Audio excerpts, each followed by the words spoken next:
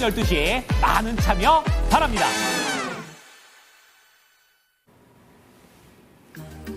안녕하십니까, 이재필입니다. 자, 시장이 너무 안 좋은 모습이죠. 하지만 동투기 직전이 가장 어둡다라는 얘기도 있으니까요.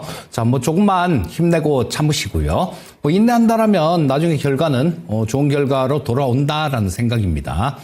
자, 오늘 코스피 시장이 한 5.5% 정도 급락 마감했죠. 코스닥 역시 마찬가지 5.25%, 그러니까 양시장 다 5%대 하락하면서 마감했는데요. 자, 지금 오늘 보면 공포가 거의 극에 달한 그런 상황입니다.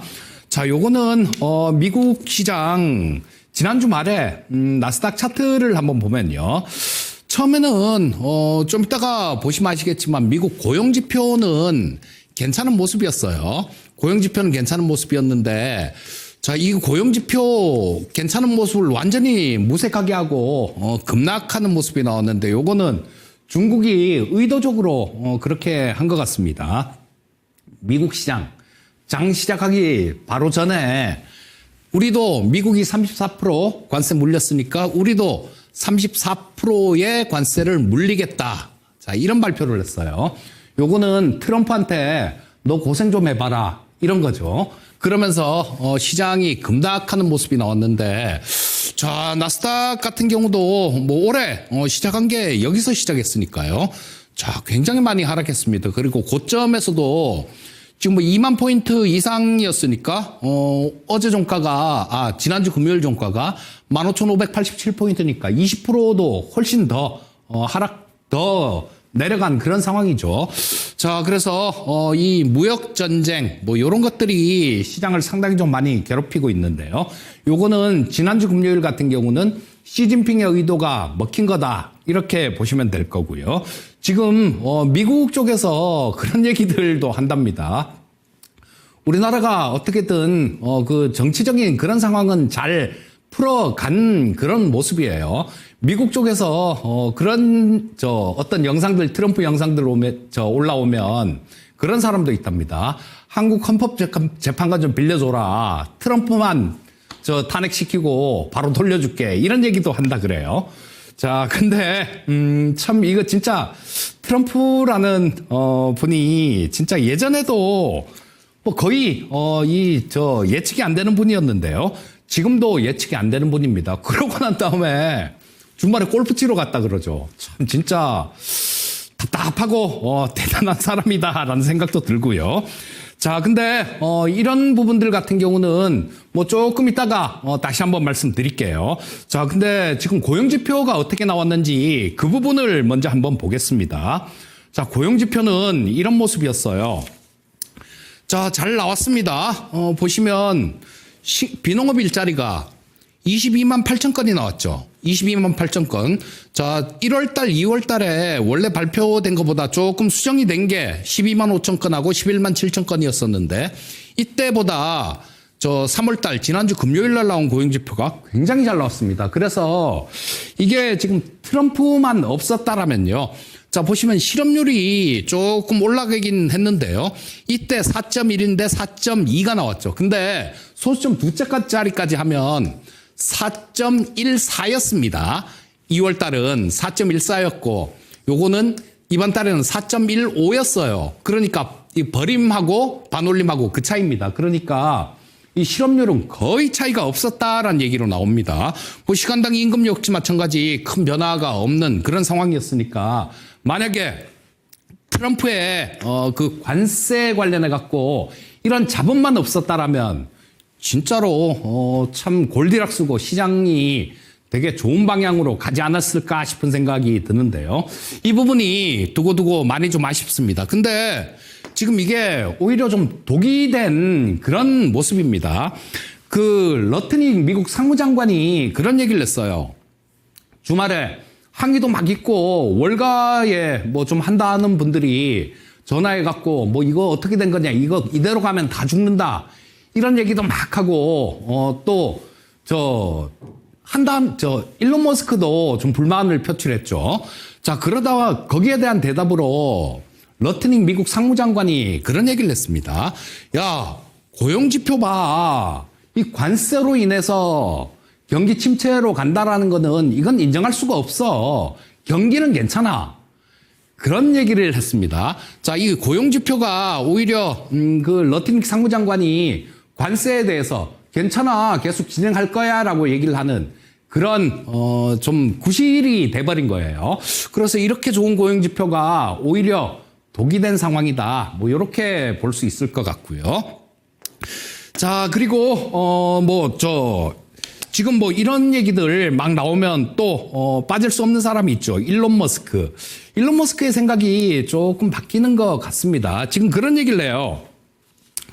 이 관세 정책을 막 주도해서 하고 있는 사람이 러트닉 상무장관이 아니라 피터 나바로죠. 백악관 고문입니다.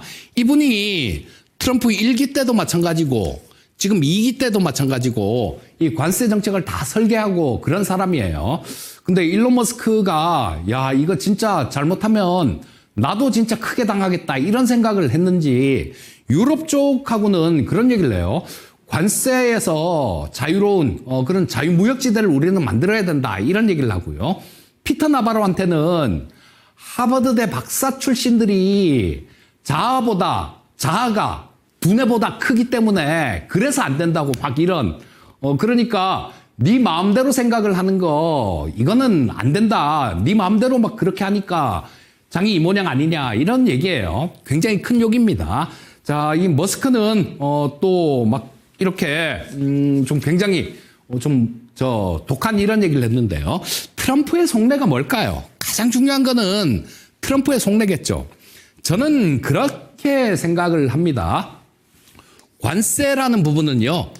제가 몇 번 이 시간을 통해서 말씀드렸죠. 관세를 부과를 안 할 수는 없을 것이다. 미국이 저런 거 원래 트럼프 1기 때부터 돈을 막 썼어요. 너무 많이 썼습니다. 거기다가 바이든 때도 마찬가지로 돈을 굉장히 많이 썼죠. 그러다 보니까 지금 나라에 돈이 없어요.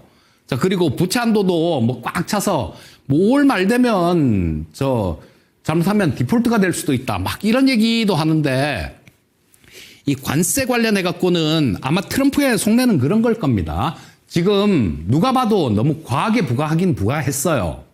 자, 그렇기 때문에 트럼프는 이 관세를 이렇게 부과를 하고 조금 깎아주는 그런 방향으로 갈 겁니다. 그리고 또 한 가지는 이 트럼프는 뭐 그런 사람이에요. 예전에도 그랬습니다. 1기 때는 오바마 탓.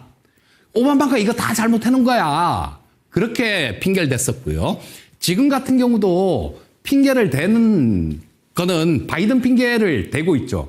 그래서 이 트럼프의 속내는 만에 하나라도 경기 침체가 있다고 하더라도 지금은 경기 침체가 있으면 안 좋은 방향으로 가면 야, 이거 바이든 때 망쳐놔서 그런 거야. 이렇게 핑계를 대려는 그런 속내가 있을 거고요. 하지만 그렇다고 하더라도 지금 당장 뭐 경기 침체로 가고 막 이런 걸 트럼프는 원치 않을 겁니다.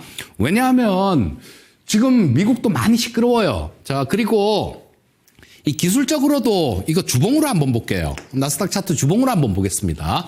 자, 여기 주봉을 보시면 여기서 고점에서요. 지금 올해 2월 달에 고점을 찍었죠.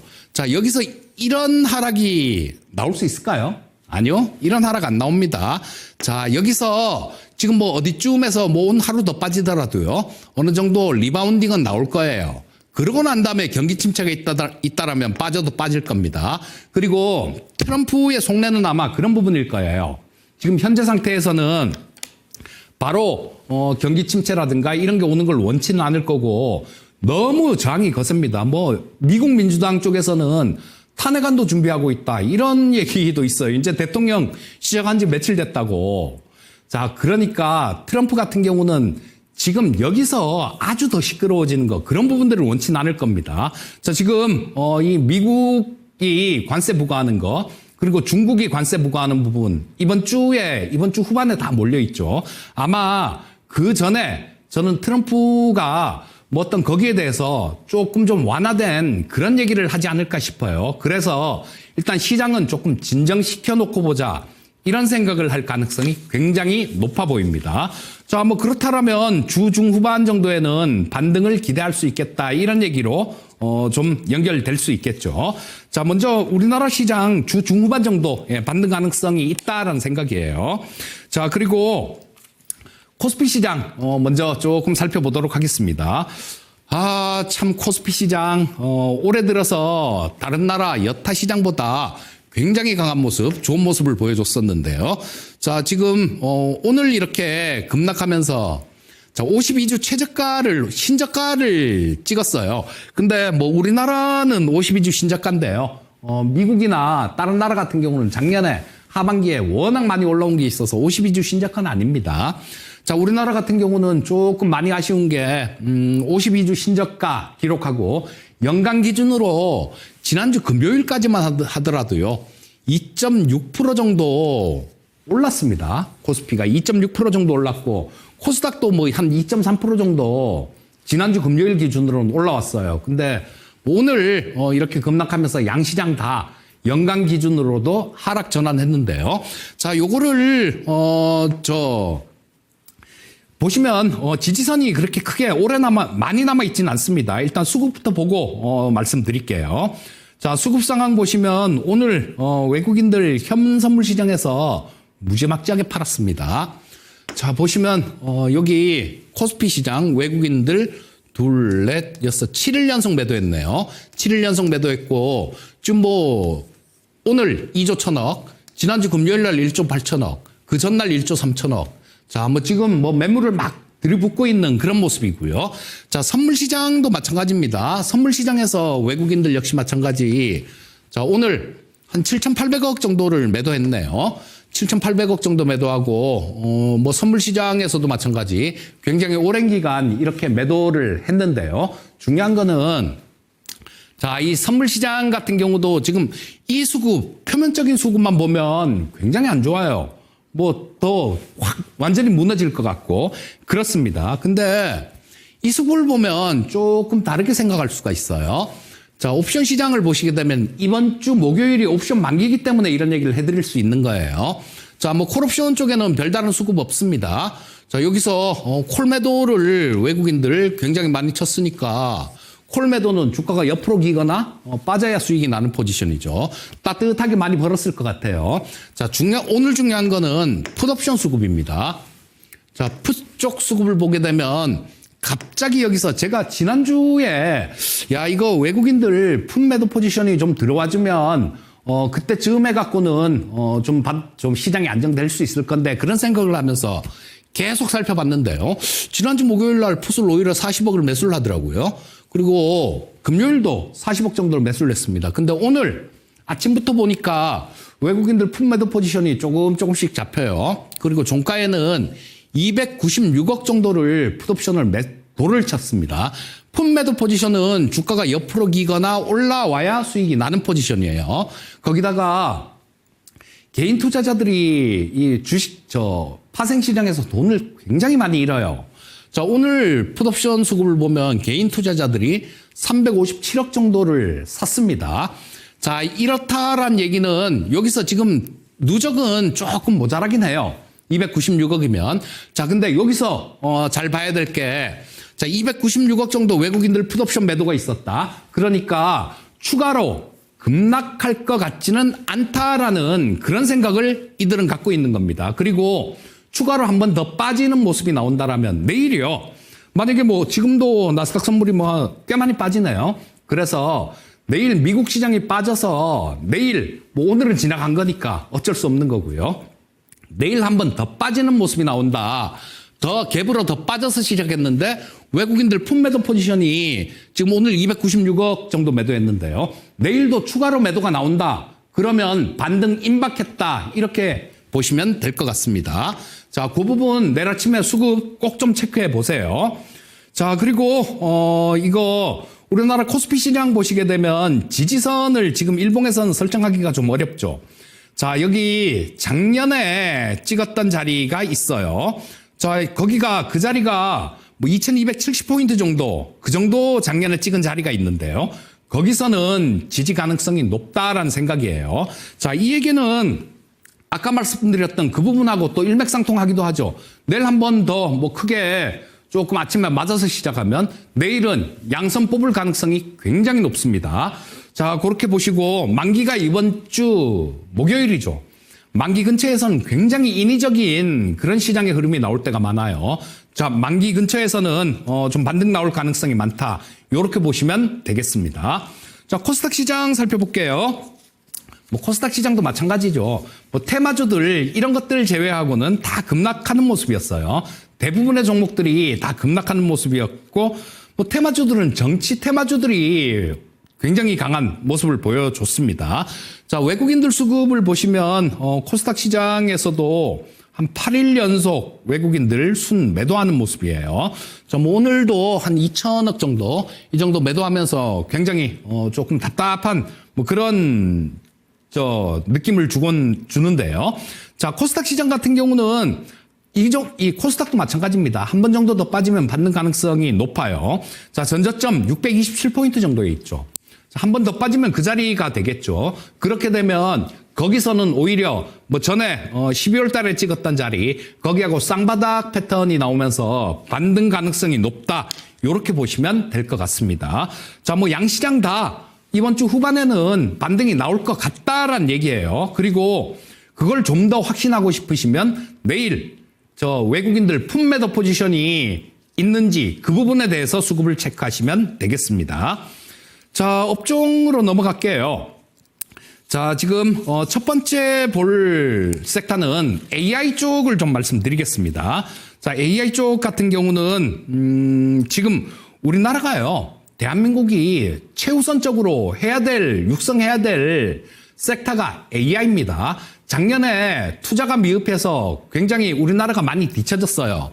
자, 우리나라가 사람들마다 다른데 AI 순위를 쭉 매겨보면 1위는 미국, 2위는 중국, 뭐 이렇게 1등, 2등이 있고요. 나머지 3등부터 쭉 이렇게 있는데 뭐 우리나라가 대한민국은 5위권 수준이다 이렇게 얘기하는 분들도 계시고요. 또 한국이 뭔 5위야 12위 정도 돼 이런 얘기를 하는 사람들도 있습니다. 각자 좀 다른 그렇게 얘기들을 하는데요. 근데 1등, 2등은 차이가 많은데 3등부터는 도찐개찐이에요.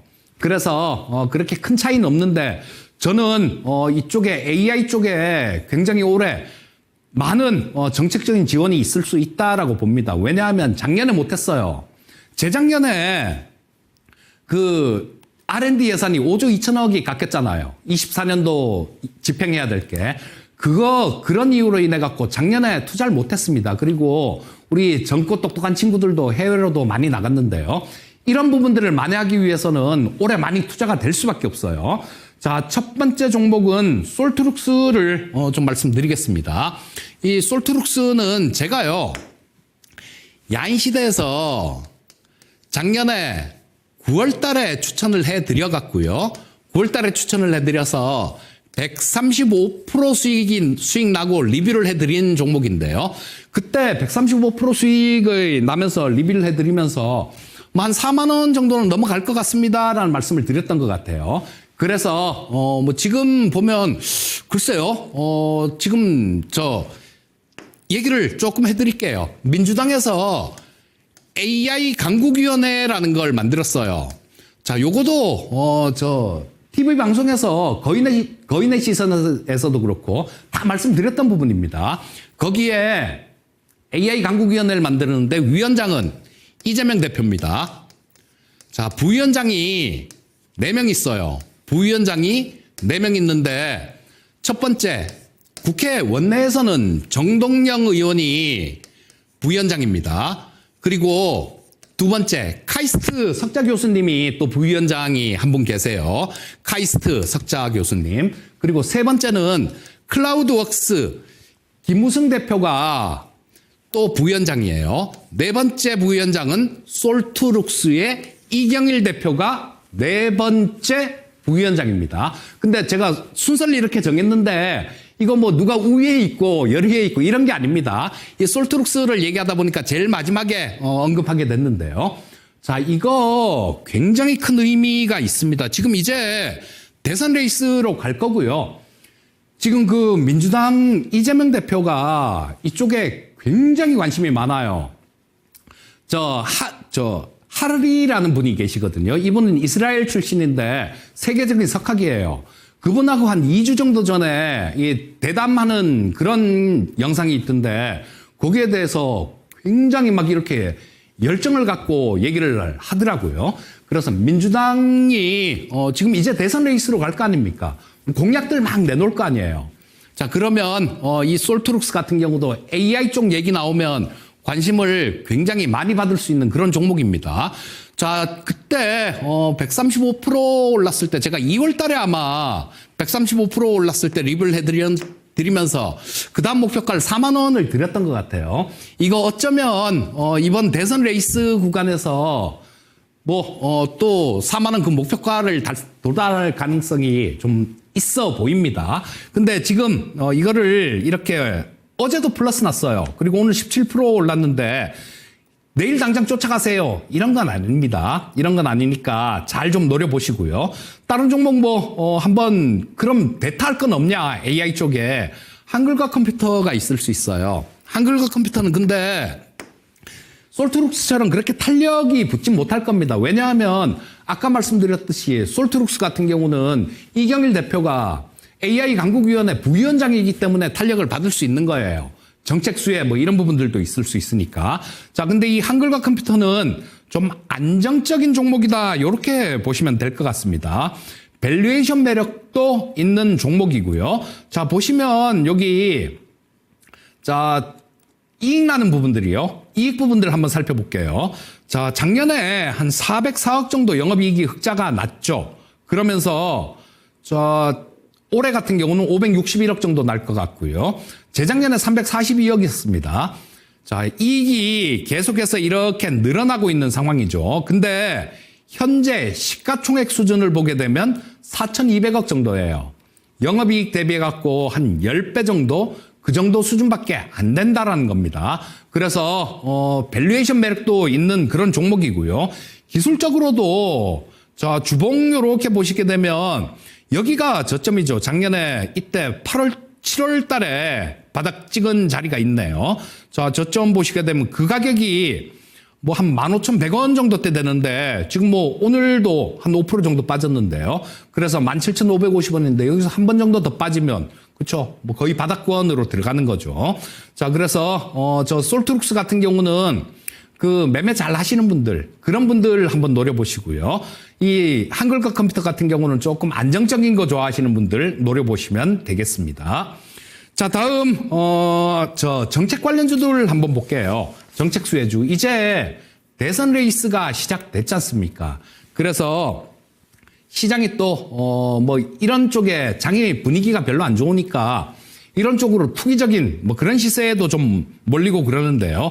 자, 조기 대선 6월 3일 날 치른다 그러죠. 내일 국무회의에서 결정한다라고 얘기를 하는데 6월 3일일 거예요. 자, 그러면 어떤 정책이 나올 것인가 이런 부분들 우리는 고민해야 됩니다. 원래 이거 탄핵되기 전에 지난주 주 중반 정도 그때 고민을 했어야 되는 그런 부분이죠. 근데 지금 이 정책 관련해 갖고는 이 코나이라는 종목인데요. 첫 번째 말씀드릴 종목은 이 코나이 같은 경우도 마찬가지 그때 거인의 시선에서 2월 24일 날 말씀을 드렸던 종목이에요. 근데 우리 시청자님들께 부탁드리고 싶은 거는 제발 내 자기 정치 성향을 주식에 대입하지 마십시오. 그때 이 코나이를 말씀을 드리니까 이거 지역화폐 관련주입니다. 그래서 탄핵이 인용될 경우에는 굉장히 수혜가 클 겁니다. 라는 말씀을 드렸는데 거기에 자기 정치 성향을 대입을 하세요. 탄핵 기각될 건데 너 뭔 소리 하냐 이런 분들이 계셨거든요. 그거 본인 스스로도 이런 기회를 놓치는 그런 상황이 됐고요. 남들한테도 피해 준 겁니다. 자, 이 코나이 같은 경우는 지역화폐 관련주인데 엄청나게 급등하는 모습이 나왔죠. 불과 며칠 만에. 자, 요거도 쫓아가세요. 이런 얘기 말씀 못 드리겠고요. 자, 좀 차분하게 좀 조정이 있거나 그러면 그때 대선 레이스에서 이재명 대표가 가장 본인 스스로도 잘했다라고 생각하고 하겠다라는 게 지역화폐지 않습니까? 그래서 한번 관심 가져보시고요. 상한가 이거 뭐 쫓아가면 안 됩니다. 내일 당장. 자, 뭐 좀 쉬는 구간 있으면 노려보시고요. 자, 그리고 만약에 정권이 바뀐다라면 그런 부분들 있죠. 중국하고 관계 개선이 될 겁니다. 미국이 하도 압박을 하다 보니까 중국도 우리나라하고 관계 개선하고 싶고 정권이 바뀐다라면 그쵸? 중국하고도 관계가 많이 좋아질 거예요. 그러면 여기 저 화면에 켜놓은 게 한국 화장품 제조입니다. 자, 뭐 중국과 관계 개선되고 밸류에이션 매력도 시간이 없어서 뭐 재무제표까지 못 보겠는데요. 밸류에이션 매력도 갖고 있는 종목이니까 뭐 수익 어느 정도 나는지 그리고 시가총액 그 정도만 체크를 하시면 될 겁니다. 자, 뭐 밸류에이션 매력이 있는 종목이니까 한국 화장품 제조 같은 종목도 잘 노려보시면 되겠습니다. 자, 마무리해야 되겠네요. 자, 아까도 말씀드렸죠. 동투기전이 가장 어둡습니다. 주 중후반에 반등 가능성이 높아요. 자, 이번 주 목요일이 옵션 만기인데요. 그전에는 반등 나온다라고 봅니다. 그러니까 뭐 현금 보유하고 계신 분들은 타이밍 한번 잘 노려보시면 좋겠고요. 지금 우리나라 내부에서도 추경 같은 것들 뭐 이런 것들에 대한 기대도 가능한 상황이니까 너무 위축되지 마시고요. 뭐 기본에 충실한 그런 투자만 하시면 되겠습니다. 자, 저는 저녁에 야인 시대 때 또 뵙도록 하겠습니다. 감사합니다.